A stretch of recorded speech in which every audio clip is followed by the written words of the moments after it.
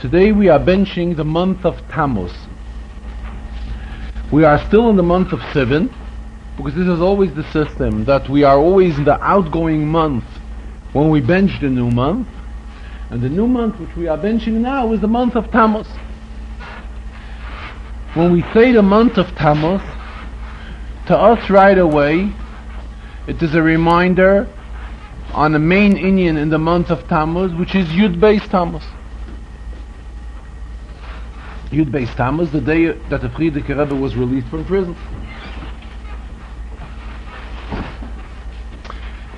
The Rebbe continues that it was Yud Beis Tammuz, the events of Yud Beis Tammuz, that led to the fact that the Farbrengen Rebbe ultimately came to the United States, and this is where he began to really fulfill the concept of Yafutzu Ma'inosecha Chutza, and to fulfill it in a much stronger measure than he did in the past. Rabbi says we usually quote these three words together, Yafutzu Ma'inosecha Chutza, but really each one of these words is an inyan in itself. Usually we translate Yafutzu to spread out the wellsprings of Chassidus.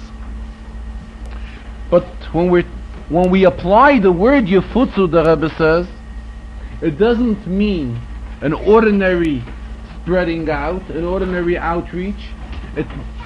The word Yafutzu in Hebrew reflects an outreach and spreading something l'mayla mimdida v'hagvala, in a way out and above any type of limitation. In other words, in a very strong and forceful way. Then the next word is Ma'yonosecha. Ma'yonosecha means the wellsprings. What is the meaning of a mayon in halacha? In halacha we know there are concepts of tahara. If one is tovel in a mikveh, he becomes tahir. Though before he was not, mikveh is metahir. A mayon, a wellspring, can also be metahir. But the qualifications for mikveh, as opposed to the qualifications for a mayon, differ in several major inyanim. Number one, a mikveh can be metahir only ba'ashboiren. Ba'ashboiren means when the water is accumulated in one spot and the water does not flow. If the water flows and does not stay in that spot, then it cannot be metahir. It is different when we're talking about a mayon. A mayon, even the water is not congregated on one spot, the water flows, it is also metahir. Number two, a mayon is metahir bekol shehu. For a mikveh we know we need a shear. A mikveh requires a shear of 40 saw. A mayon does not require any shear whatsoever. We use to the expression of a kol shehu, of a something. How naturally though, the object or the person, or if it's an object that becomes tahir, has to be completely covered by the water of the mayon. Once it is completely covered by the waters of the mayon, it is completely tahir, and there's no need for arba'im sa. What does this show us? This shows that the inyan of a mayon, that mayon can bring tar much easier than a mikveh. When we're talking in the spiritual sense, it's the same idea, that a mayon is very forceful. So what do we say? We're applying the concept of Yafutzu Ma'yonosecha.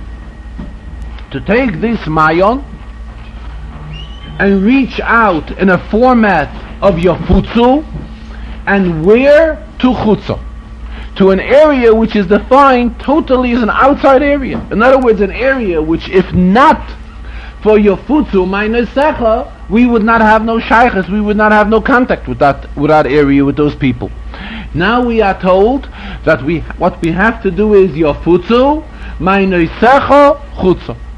And in all of these areas, after Yud Beis Tammuz, it led to the event that the Farbrengen Rebbe left Russia, and leaving Russia, going from one galus to another galus. The Rebbe used the expression There's an expression in Gemara, Asara Golius Golsa Sanhedrin, that the Sanhedrin, the times of the second Beis Hamikdash, went to 10 different exiles. The Rebbe applied the same concept that the Frierdiker Rebbe went from place to place to different exiles, until finally he came here to the United States. I don't know if it was here or later in the Farbrengen, where the Rebbe explained that the immediate vicinity of the Frierdiker Rebbe was the shtetl of Lubavitch. Then when we go a little more than the immediate vicinity, we would go to the entire gubernia. Gubernia would mean like the entire region, and that would cover the entire region.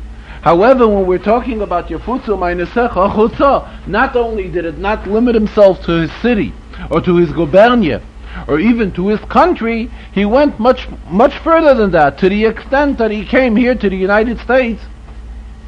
The Rebbe kept on referring to it. It is the Chotzi Kador HaTachten, the second half, the lower end of the world. And here too, the Frierdiker Rebbe reached, and the Rebbe says he only wants to talk goods about Yidden and about Inyanim that have a shaykhs to Yidden, but we all can imagine what it looked like here in the United States when the Frierdiker Rebbe arrived in terms of Yiddishkeit, and particularly in terms of Chassidus. And here in this country, which at that time was so far from it, this is where the Rebbe came to spread Chassidus in a way, as we just discussed, of Yafutzu Meinesecha Chutza, with a stress on each and every one of them. The Rebbe was talking about the Indian of the various Golism, going from one area to another, from one exile to another. Use the expression Golui, and wherever Yidden go into Golis, Shechina goes along. Golu LaBavel, Shechina Imoyim, the Chazal tell us, Golu LaEdoim, Shechina Imoyim. So Rebbe explained, there's an Indian of Geula and there's Golis. Rebbe stresses many times the difference between Golis and Geula is that it has basically the same lettering. However, for Geula, there's an additional Aleph. In other words, once there's a revelation from Aleph, who do we mean by Aleph, by the Rabbeinu Shalom, the Aleph Shalom, then it is no longer Golis, it becomes Geula. However, in Golis, there are still various levels of Gilui. In other words, even when we are in Golis, the Shekhinah is still with us. The Rebbe is explaining Golus and Gilui are basically the same letters. To get the word Gilui, Gilui means a revelation of the Shekhinah.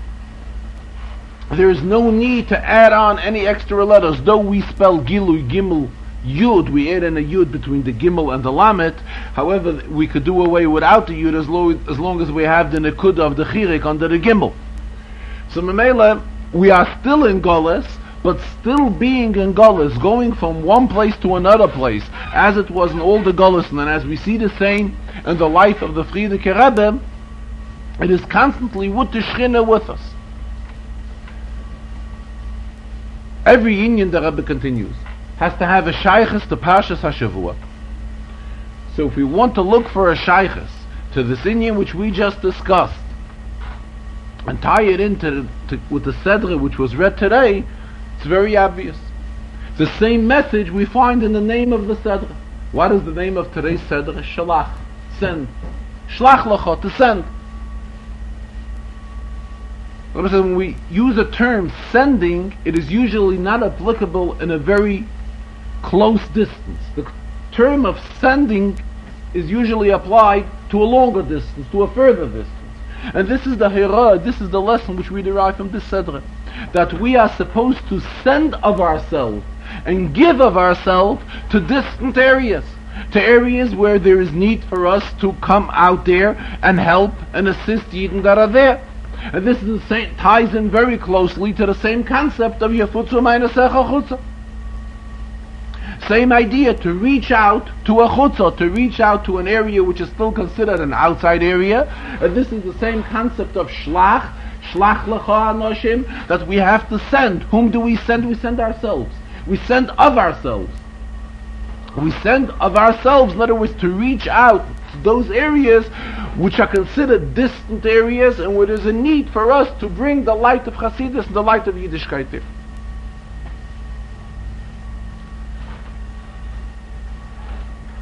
Then the Rebbe went a step further and asked the famous question which is asked in Chassidus and the Sfarim, how come Take that the Meradlim made such an error? We're talking about people who were in the Doyer Deya, in a generation of wisdom as that generation is considered, and we're talking about people who were selected by Moshe Rabbeinu, that they should go as Meradlim.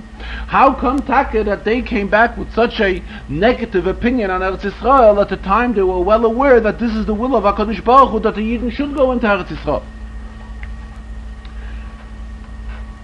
So it's explained the Chassidus, and the Rebbe explained it today as well. The Meradlim wanted to stay with a type of life as they had in the Midbar. In other words, after getting the Torah, and they were in the Midbar, they had a spiritual life. They had no shaykhs to any Gashmiistic things. All their Gashmiistic needs were provided by HaKadosh Baruch Hu. They had man, they had water from the Be'er Shel Miriam, their clothes grew along with them. The Rebbe mentioned today in Medrash that as soon as a child was born, his clothes was born together with him. So they really didn't have no Gashmiistic problems at all. They had no problems. And this is the type of spiritual life which they wanted to remain with. They were well aware that when they will go into Eretz Yisrael, the Avodah in Eretz Yisrael will be a completely different one. In Eretz Yisrael there will be a requirement of Sheishes Yomim to do work and be involved. Everyone, Ishtachas Gafnoi, Ishtachas Teinose, everybody will have their occupation, and this is what they were afraid of. However, this is the Ratzon of HaKadosh Baruch Hu. In fact, as the Pasuk says,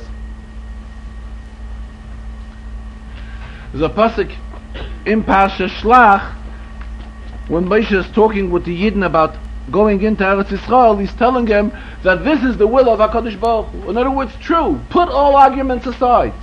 The reason to go into Eretz Yisrael is for no other reason other than the fact that this is what HaKadosh Baruch Hu wants. And Mamela, that is why we have to do it. And talking about Eretz Yisrael, when it happened with the Yidden in the Midbar, Rabbi brought an episode of a Yid that once wanted to go to Eretz Yisrael. It was in the days of the Tzemach Tzedek. And he came to the Tzemach Tzedek, and he told him that he wants to go to Eretz Yisrael. So the Tzemach Tzedek told him in Yiddish, the response of the Tzemach Tzedek was, Mach da Eretz Yisrael. Make Eretz Yisrael here. In other words, what does this mean? So Rebbe explained. Chazal tell us, what is the meaning of Eretz? Eretz Yisrael. Eretz stems from the word Rotzoin, will. Eretz sherotzesa lasois retzoin koino. That's what the Medrash says. That the earth is called Eretz for the fact that it is willing to fulfill the wish of its master. So that's the idea of Eretz.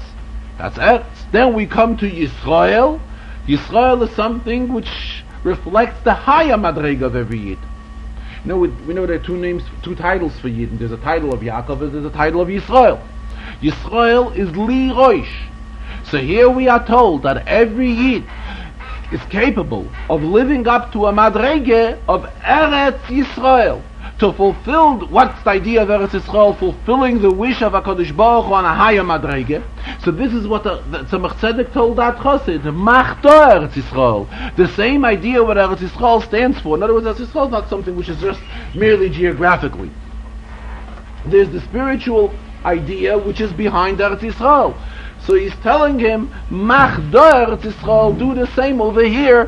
Wherever a Yid is, he's capable of accomplishing this type of an accomplishment of Lasis Lo Yisbarach Dira B'Tachtoin.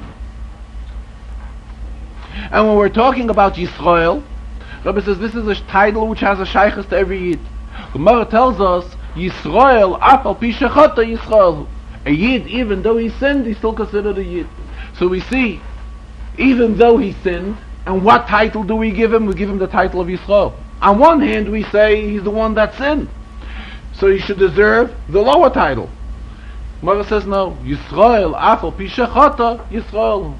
How do we say in the introduction to Pirkei Avos, which we say every Shabbos afternoon during the summer months? Kol Yisrael, each and every Yid, Yesh Lam Chelek L'Olam Haba. No matter on what level he is, every Yid has a Chelek L'Olam Haba. So everyone is given these koiches of making Eretz Yisrael da, mach da Eretz Yisrael, making Eretz Yisrael wherever he is. Rebbe went further. See this, it's explained at length in Maimah Basi Lagani, a lengthy mashal, how when a king is involved in a battle, at that time he's not taking, in other words, he goes out of limitations and spends and splurges, and as it's explained in Chassidus, he takes the oitzros, the treasures, which he kept as treasures, v'she'otzru avosav, which his ancestors kept as treasures, and when he's involved in a war, in order for him to succeed and win the war, he takes all these treasures and goes out and spends them and splurges them as long as he makes sure to win the war. The same in the spiritual sense. We are also involved in a spiritual battle, and we are doing everything within our power. We're taking inyanim which under normal circumstances we wouldn't even use these inyanim. This naturally refers to the revelation of Chassidus in these generations and all the later generations and all these type of interpretations. But however, being that we are involved in such a strong battle, we have no alternative, and we are utilizing all these oitzros, all these treasures, as long as we will be able to succeed and overcome the battle of fulfilling the wish of HaKadosh Baruch Hu of, just like we say, just touched Eretz Yisrael, Eretz Sherotzes Olasos Retzoin Koina, Yisrael, the Indian of the higher title of Yidden, Li Roish, to fulfill the wish of HaKadosh Baruch Hu. The Rebbe continued a lengthy explanation that this is one of the major accomplishments of Matan Torah. Matan Torah accomplished that the Yid is not for himself. A Yid's Indian is always to go out and reach out to others. Otherwise, the Rebbe says he's of no value. The only value a person, an individual has is because he can go out and share his knowledge and utilize his influence on others and reach out to other Yidden. The Rebbe explained that before Matan Torah, it was the Chachomim, the intelligent people of those generations, were also like separated, secluded from the entire world, and they looked down, this is what the Rebbe explained, they looked down at every human being. They looked down at him to such an extent that he's even lower than a behemoth. However, Matan Torah accomplished, the Rebbe says, not only for Yidden, Matan Torah has accomplished in the entire world. Memele, even when we're talking about highly intellectual people amongst non-Jews, it had an effect on them too, that they also, when they're looking at another human being, at another person, they also look at him and look up to him and appreciate the fact that he's a human being. And here the Rebbe led into one of the other inyanim, which the Rebbe talks about at many occasions, how it is our inyan to reach out to all boy olam, not only to Yidden, but also to Goyim, to see to it that all the Goyim fulfill the Sheva mitzvahs of B'nai Noach. The mitzvahs which is an obligation on a Goy to fulfill, and it is our obligation to see to it, to reach out to them and educate them and make them aware of it, that they shall fulfill and live up to all these mitzvahs. This is basically the Nekudas, the inyan in which the Rebbe discussed in the first two sichas of today's Farbrengen. Then in the latter part of the Farbrengen, as it's customary that the Rebbe learns a Rashi, as well as explains an inyan in Pirkei Avos, and also an inyan in the Rambam, in the Shiurim and Rambam. Also the Rebbe reminded today, it's very interesting, the Rebbe in the Farbrengen, again one of the sichas, one of the latest sichas, with a reminder for the inyan which he's been talking about from a few weeks before Shavuos, about the importance of Avas Yisrael and Achdus Yisrael. Very strong stress for Avas Yisrael, not only loving one another, but to the extent of total unity, total Achdus amongst all Yidden. Another inyan which the Rebbe spoke about today, the Rebbe spoke about the Rabbanim, the newly elected Rabbanim, and being that yesterday the two Rabbanim who are here, Rabbi Yazdab is Eretz Yisrael, but the two of them who are here got their contracts. The Rebbe says it was his wish that this inyan should still happen while we are in Yarchit Lisoy, in the third month, which is the month of Sivan, the month of Matan Torah, which is an appropriate time for accepting of Rabbanim. Rebbe expressed a very warm wish to the Rabbanim that the Rabbanim should be with a lot of Hatzlacha. Rebbe says this is something which affects all the residents of the Shchuna, all the residents of the neighborhood. Rebbe says when he's talking about all the residents of the neighborhood, he means everyone, including himself. He's also a resident of the neighborhood. And also taking in consideration the fact that this is the neighborhood where the Frierdiker Rebbe lived the last 10 years of his life.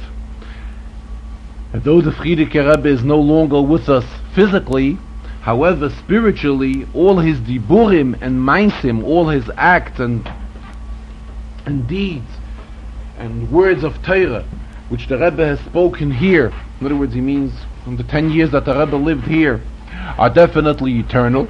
So it has a shaykhus to the Frierdiker Rebbe as well. The Rebbe explained the greatness of Rabbanis. The Rebbe referred to the Rambam, where the Rambam explains how there was an inyan of giving smicha ish mipi ish from Moshe Rabbeinu, and this the Rambam tells us how the seder of the Torah went. Torah was given over from generation to generation, beginning from Moshe Rabbeinu until Rav Ashi, which this was the closing of the Talmud Bavli. The Rebbe mentioned that there's a difference between Bavli and Yerushalmi, that in Bavli, when we refer to an Amoira, we refer to him as Rav. However, in the Yerushalmi, they use the title of Rabbi, with the addition of a Yud. The addition of the Yud, the Rebbe explained in Hasidus, that the letter Yud shows ambittel. Concept of modest. What is the letter Yud? Letter Yud has nothing to it. All it is, a little dot, you have the letter Yud already. So in Mela, it's actually the smallest of all letters. So that's why when amongst letters of Aleph days, the concept of bittel is reflected mostly in the letter of Yud. And the Rebbe says when we're talking about Matan Torah in general, the inyan of modesty plays a major role. Because we find when the Kadosh Baruch Hu wanted to give the Torah, there were major mountains that were suggesting to HaKadosh Baruch Hu that it would be only suitable that Hashem should give the Torah on them. So Hashem said no, He'll give it on Sinai. Why Sinai? Dinamich mikol Turaya. Because Sinai is the lowest of all the mountains. So what is reflected in the idea, the lowest of all the mountains? The concept, again, of modesty, of Hanova, of Bittul. And when we're talking about Rabbanim, again, the Rebbe wished them a lot of success. He says, now, Taka, there is no inyan of Smicha, Ish Mipi Ish, tracking back to Moshe Rabbeinu, but still we have the regular Smicha which is given today, whether it's given with the text of Yoyre, Yoyre, Yodin, Yodin, or more recently it's more popular to give the Yoyre, Yoyre without the Yodin, Yodin, but regardless, they should be successful. What is the difference? But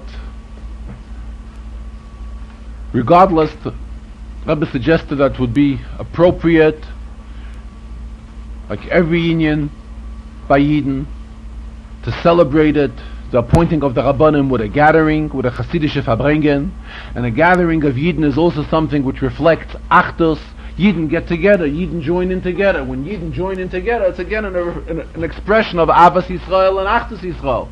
And especially when it'll be done in a format of a Chasidische Farbrengen. There's a famous expression which the Alter Rebbe related, that a Chasidische Farbrengen can accomplish more than Malach Machol can accomplish. So a Chasidische Farbrengen is extremely outstanding and great.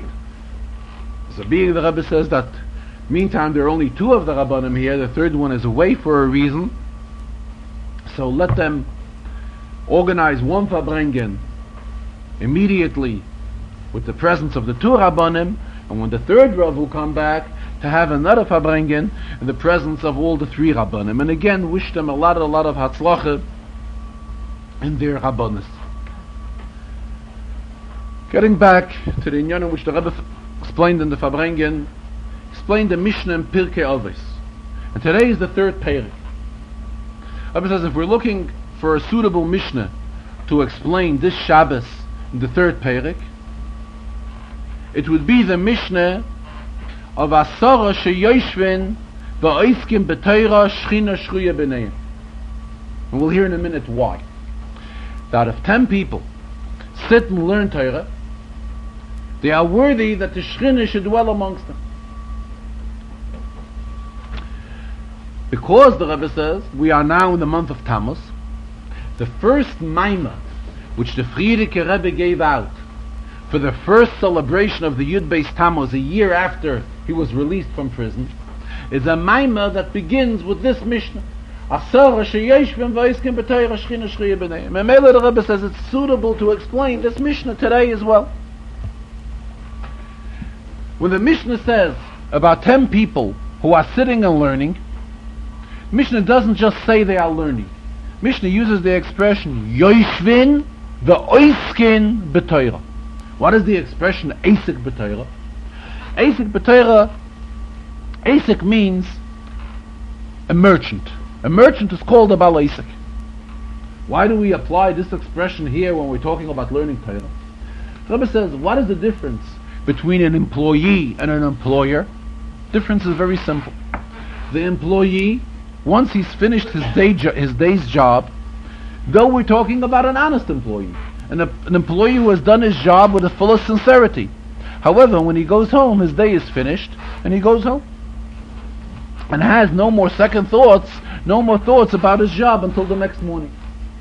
When we're talking about the owner, the businessman himself, the employer, by him it's not that way.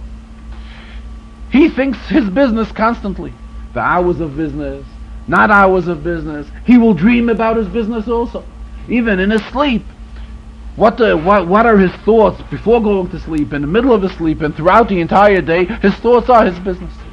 This is the way our attitude has to be to Torah. Torah has to be in a format of asik b'Torah. It's not sufficient just to be a loimei Torah, to learn Torah. We have to be an asik b'Torah. Torah, we have to view Torah that it's like our business. At all times, there's no limitation. This is an hour, this is a suitable hour for Torah, this is not a suitable hour for Torah. Torah is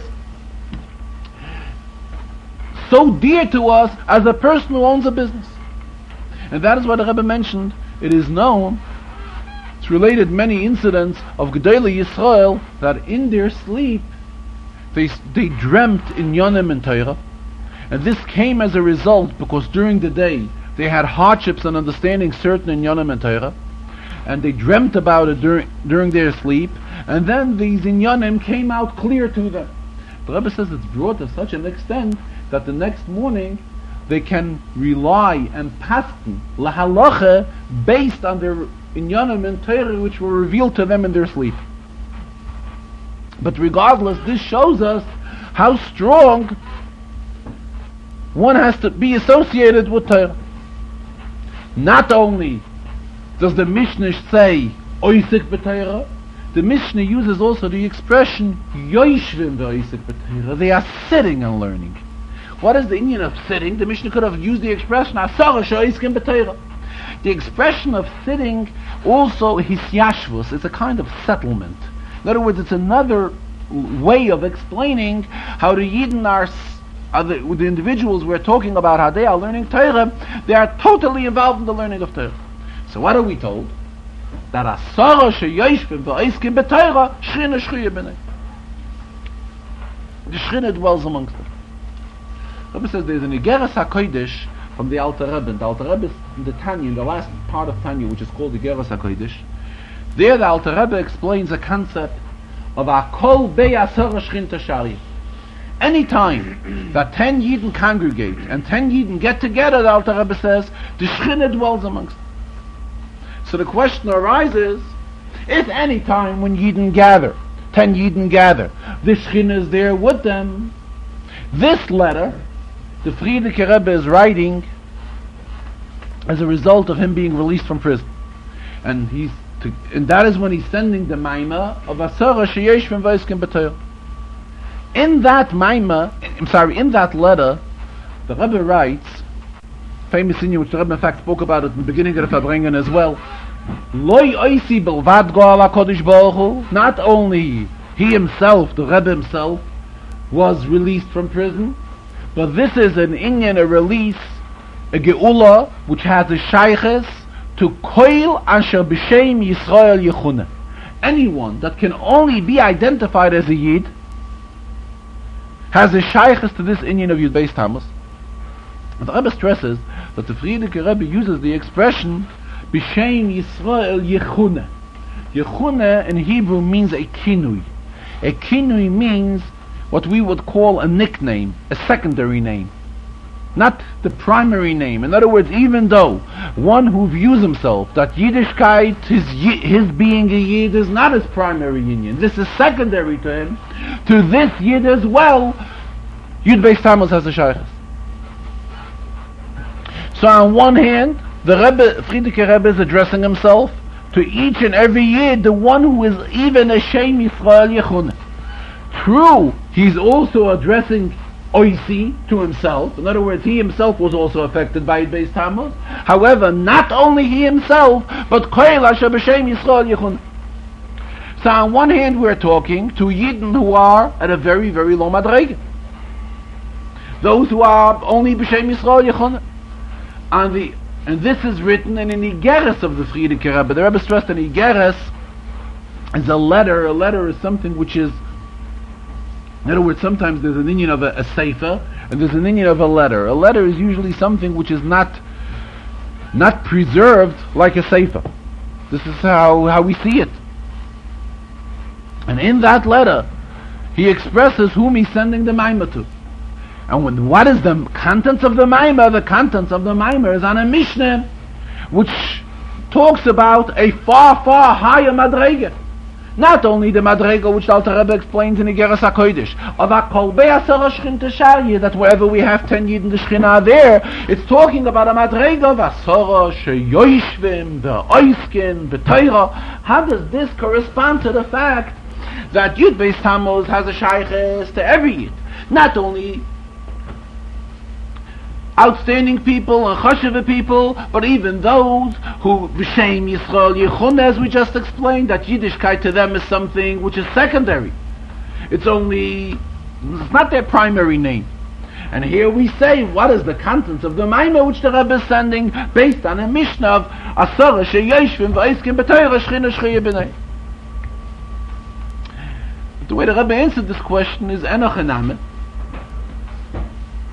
In many inyanim, there's a lakatchila and there's a b'diavad, which means how we would want it to be, and even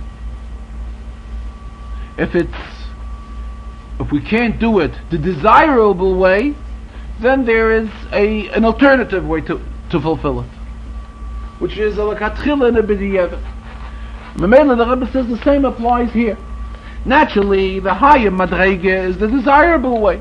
When we're talking, and we get a higher madrega of Shechina also, when we're talking about Asara Sheyoshvim, V'Oiskim B'Torah Shechina Shechiyah B'nei. However, Enoch Ename, for those that cannot live up to this type of a standard of being a Yoshev V'Oisek B'Torah together with 10 other people, he still has a shaykhs to the Shechina, he still has a shaykhs to the Rebbeinu Shalom, and the Shechina dwells amongst them, as the Alter Rebbe explains in Igeres HaKodesh, that Akol Be'asara Shechinta Sharia, whenever there's a gathering of 10 Yidden, regardless what they're doing, even they are not learning and davening, still Shechinta Sharia, the Shechina is there, HaKadosh Baruch Hu is there with them. Regarding the Rashis, as is customary in the Farbrengen, that the Rebbe explains the Rashi, in Parsha Shelach, lately it's customary that the questions are suggested to the Rebbe before Shabbos in the various pamphlets and periodicals which are printed. Individuals suggest Shilas and Rasha, and come Shabbos the Rebbe selects some of these Shilas and discusses them in the Farbrengen. The Rebbe discussed several general questions in today's Seder. We read in today's Seder, we learn how Moshe has selected the Meraglim. And then the pasuk concludes, Eilish Moshe Anoshim Asher Shelach Moshe Losos Haaretz. These are the names of the individuals that Moshe sent to Torah at Israel. And the pasuk concludes, Vayikra Moshe Lo Yishaya bin Nun Yehoshua. And to Yehoshua, or rather to Hosea, he changed his name from Hosea to Yehoshua. So Rashi comments why. He was mispalel, he prayed on him, Ko Yoshiyacha Ma'atas Meraglim, that the Rebishter should help that he should not join in with the rest of the Meraglim. So first of all, there's a very obvious question. Why did Moshe pray only for Yeshua? Why didn't he pray for the rest of them? If he suspected that something may go wrong, so what's with the rest of them? Number one. Then there's another question. Vayikra Moshe loHosea Yeshua. Moshe changed his name. If we were to look through Chumash until now, we will find the name mentioned, Yeshua mentioned by name, and by what name? By the name Yehoshua. His name was just changed now.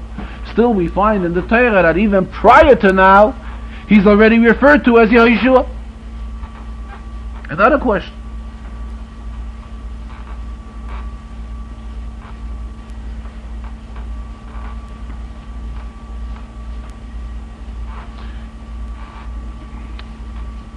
Also we find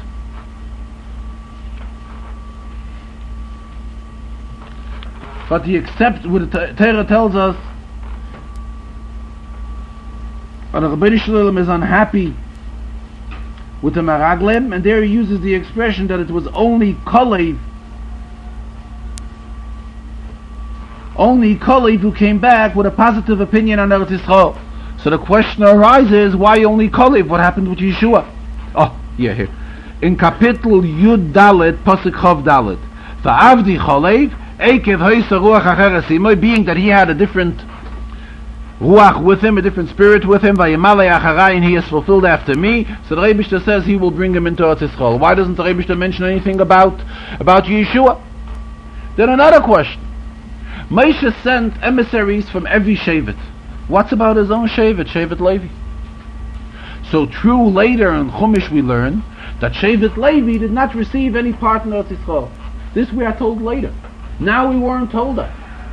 Unless we had to say that Moshe already knew that being that Shevet Levi will not get an inheritance in Eretz Yisrael, they will not get a share, a part of Eretz Yisrael, that is why there was no need for them to send along somebody. So this also requires explanation. So the Rebbe is explaining all of these inyanim as follows. Moshe selected individuals who should go as Meraglim. Kulam Anoshim Roshei Bnei Yisrael Haim, as the pasuk says. They were all outstanding people. And as Rashi comments, Kulam Anoshim, Kol Anoshim Shebemikra Loshen Chshivas. It means they were Chashiva people, they were distinguished people. So as the Rebbe teached, the pasuk says, Kulam Anoshim Roshei Bnei Yisrael Haim. They were all distinguished people, leaders of Bnei Yisrael. In other words, they had two qualifications. They were distinguished in their own rights. As an individual person, they were outstanding people. Together with that, they were also the leaders of Klal Yisrael. And these were the ones who Moshe selected to go to be mispal, to go to Tur Eretz Yisrael. Came to Yeshua, he prayed specially for Yeshua. Very simple, the Rebbe says. Yeshua was Moshe's disciple. To the extent that we have learned that Yeshua loimosh metoich, he never parted from Moshe. When Moshe had led the Milchama, the war between the Yidden and Amalek, he used Yeshua to help him. And when people rebelled against Moshe, it was Yeshua who immediately spoke out, Adoni Moshe, Kloim, go ahead and destroy them. So we see that there was a special type of a relationship between Moshe and Yeshua. Yeshua was Moshe's closest disciple. Moshe had no one closer than Yeshua. So that is why when Yeshua was one of those who had to go with as a meragel, as one of the meraglim, Moshe was mispalel for Yeshua. Ko Yeshiyacha matzas meraglim. Moshe couldn't be mispalel for everyone in the same way he was mispalel for Yeshua, because otherwise prayed. Because speak up, it's okay. Because otherwise he would take them, he would deprive them from their bchira, from their free choice.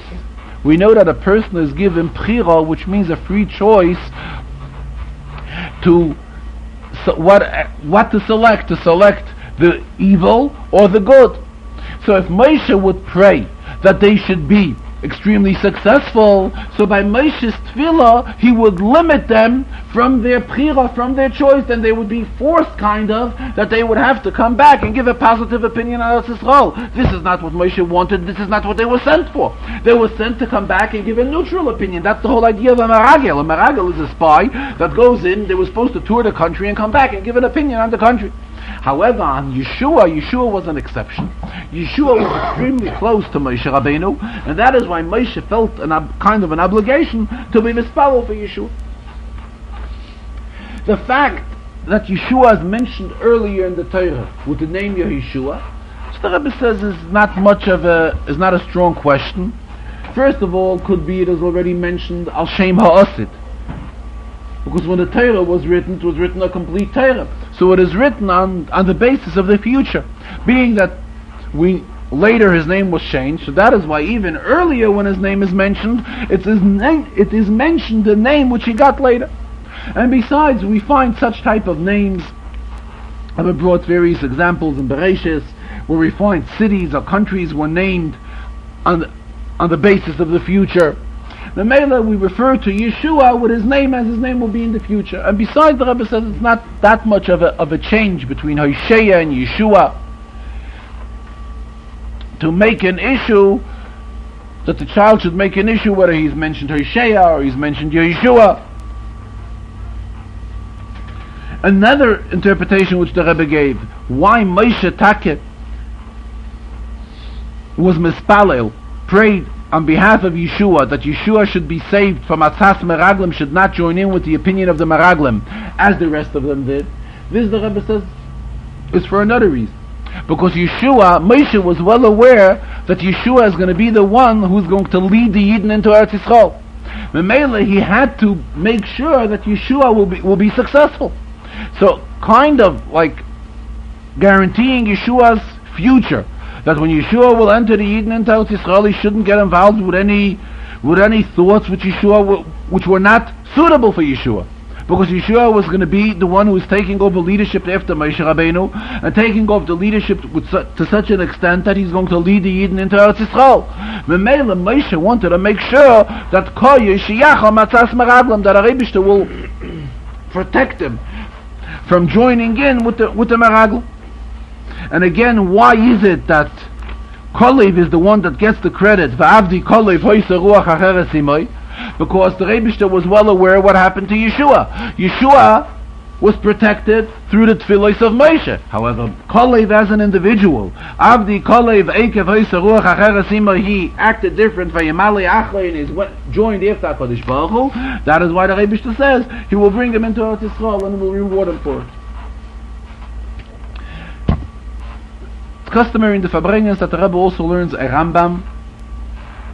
And today's Shir and Rambam, it is in the halachas of Klayim. There's a din in the Torah that we are not allowed to plant Klayim. Klayim means a mixture. A mixture of what? Let us say a mixture of wheat together with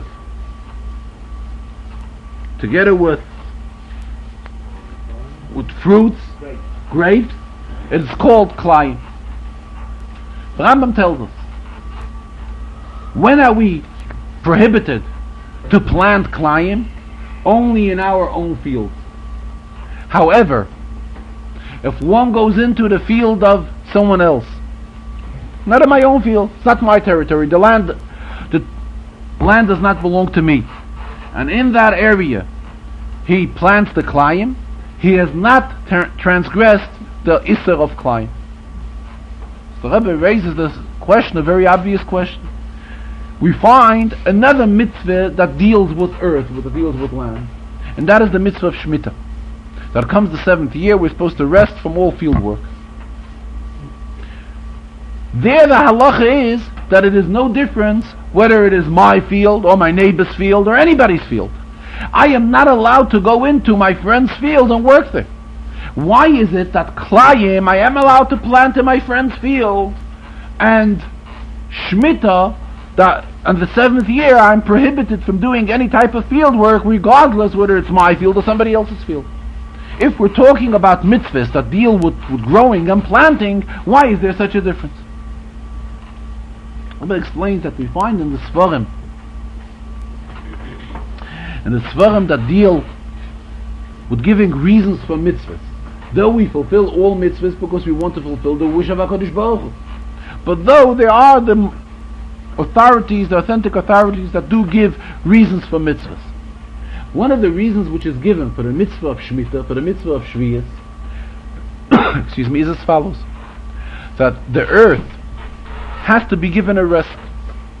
The earth cannot be producing year after year. So when it comes once in 7 years, and we give the earth a rest, the earth will be, piece of land will be more successful in production on the next year. Memela, the Rebbe says, based on this, there is no difference whether it is my land or somebody else's land. The goal of the mitzvah is that the land should rest. It should not be productive on that year.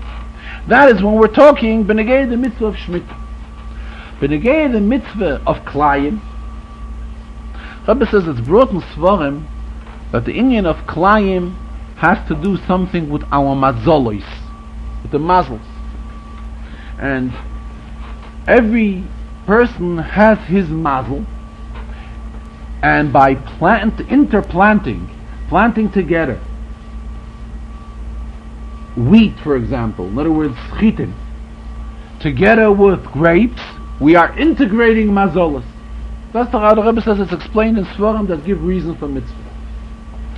Integrating mazolos, Rebbe says this is something, every individual has his mazel. This is something which has a shaykhus to every individual person. When somebody else comes in and does it, that has no shaykhus to that person. It's something, the mazel has a shaykhus to the Baal Hasodah, to the owner of this field. However, when somebody else comes in to my field and plants wheat together in one row and plants also a grape tree, plants a kerem, a vineyard right next to it, this is something which will not, so the Rebbe says it's explained in Svarim, this he's doing on his own and has no shaykhus to the individual, to the owner of the land. The owner of the land is not allowed to do it because he's integrating his mazolos. However, when somebody else does it, it has no shaykhus to the person who the land belongs to. That is why the Rambam Taka paskins that if it's besada she'eina shaloi, if it's not his field, and he goes ahead and he plants Klayim, he's not over on the Isser of Klayim. With regard to the question why Moshe did not send any representative with the Meraglim from Shevet Levi, though we did not learn yet, specifically in Chumash, that no part of Eretz Yisrael will be given to Shevet Levi, the Rebbe responded that the answer on this is a very simple one, and it's self-understood to the child who's learning Chumash, because we already learned that when the Yidden were traveling, Shevet Levi traveled right near the Mishkan. So from this we learn that it is the obligation of Shevet Levi to be in charge of the Mishkan. And if it is their obligation to be in charge of it while the Yidden were in the Midbar, how much more so, how much more work is there when they will enter Eretz Yisrael and they will have a Beis HaMikdash. So therefore Moshe Rabbeinu already understood that Shevet Levi will not be involved in a Shevet V'Nachla in Eretz Yisrael. Though we did not learn it specifically, we learned this in further seders. It would be interesting to note that today, 28 days in the month of Sivan, is the day when the Rebbe Zal Gesund Sein and the Rebbetzin have arrived here in the United States in the year of Tafshin Beis 1942. It may be permitted me to comment, that this may be the reason why the Rebbe explained at length in the first Sicha about spreading Chasidus in the Chotzi Kador HaTachten here in the United States. And this has a specific shaykhus to this day. In fact, in the Farbrengen, when the Rebbe gives out mashke to those who have given in mashke for any public gathering or function which will be taking place close by to Shabbos, a bottle of mashke was given in for a Hasidische Farbrengen which took place Motzei Shabbos in 770, commemorating this day of the arrival of the Rebbe and the Rebbetzin here in the United States, and the Rebbe gave the mashke to Mayor Harlig and he did call out in the Rebbe's presence, as the Rebbe always wants that whatever occasion he gives the mashke for it should be announced. He did call out during the Farbrengen, he did call out in the Rebbe's presence what this is for, and it is to commemorate this date. And in fact, when he said that this is the date when the Rebbe Zalgazunsan arrived here in the United States, the Rebbe commented with a smile, Ish Ubeisoi, meaning him and his Rebbetzin together with him, have arrived here in the United States on the day of Chav Ches Sivan in the year of Tavshin Beis. I am sorry, to the best of my recollection, it is not Tavshin Beis, it is Tavshin Aleph, 1941. I'm sorry. Be well, a good